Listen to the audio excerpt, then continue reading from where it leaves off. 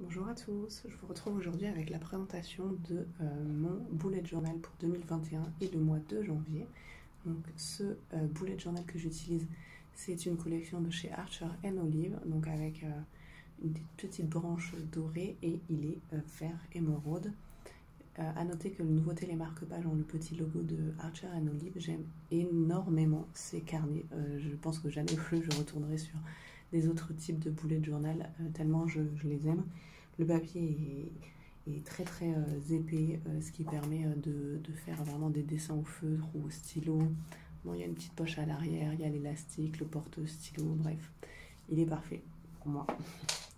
Et je vous montre tout de suite ce que j'ai fait pour 2021. Donc je me suis un petit peu inspirée à droite à gauche.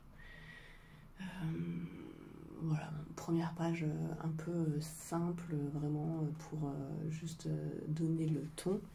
Même si je m'en sers pas forcément tout le temps, mais au final quand même au moins pour avoir le calendrier sans avoir à regarder sur son téléphone pour faire le monthly spread. Ici, j'ai fait un petit Year at a Glance. J'ai récupéré les papiers des brown bags, donc des sacs des courses, tout simplement, au lieu d'acheter du papier.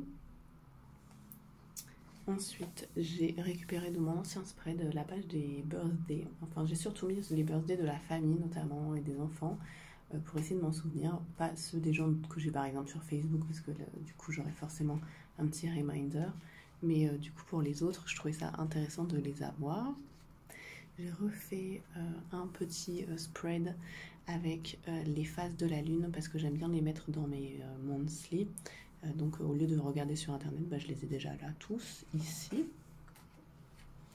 Alors ici j'ai voulu faire une petite chose un petit peu différente pour utiliser la fin de mes stickers Kiki NK. Bon, je suis pas fan de ce feutre, de ce travail de feutre, mais bon, au moins ça a le mérite d'être différent. Par contre j'aime bien vraiment les lettres en faux calligraphie et le surlignage, je trouve ça sympa, c'est un petit peu ce que j'avais fait là et là, j'ai envie de dire c'est un thème en fait. Voilà, c'est facile, c'est rapide. Ensuite, donc vous l'avez vu dans mes autres vidéos, j'aime bien noter les films que je regarde. Du coup, là je me suis dit qu'on allait noter pas que les films du cinéma, parce que je ne sais pas quand les cinémas vont pouvoir réouvrir. Mais en tout cas, j'ai préparé déjà mes spreads pour noter ça. La page de Gaulle, vous avez vu dans mon ancien spread dans mon ancienne vidéo que je ne l'avais pas utilisé, donc là on va essayer de l'utiliser. J'ai fait un petit gradient avec des crayons de couleur watercolor. Donc en fait c'est des crayons de couleur qu'on mouille tout simplement. Alors pour le poids, donc je vous avais dit dans mon ancienne vidéo, j'ai pas mal de variations de poids, quelque chose que j'essaye de suivre. Du coup j'ai fait une petite page en fait comme ça pour avoir mon goal pour cette année, et puis avoir aussi un petit peu l'historique pour me rappeler un peu les choses et me motiver. J'ai vu cette page sur Plant Brides May, Plant Brides, ouais je crois que c'est ça.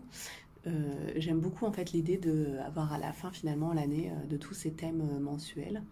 Et donc du coup une petite sneak peek du thème de janvier que j'ai fait ce matin, qui est inspiré d'un lever de soleil.